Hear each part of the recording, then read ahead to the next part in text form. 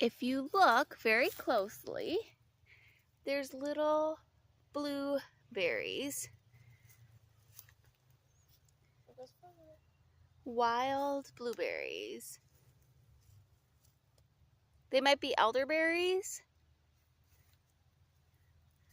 but all of this. We'll have to come back in a few days to see if there's more ripened. But look at this patch.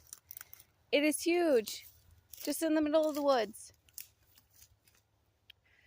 And even underneath those ferns over there. And there's tons of berries.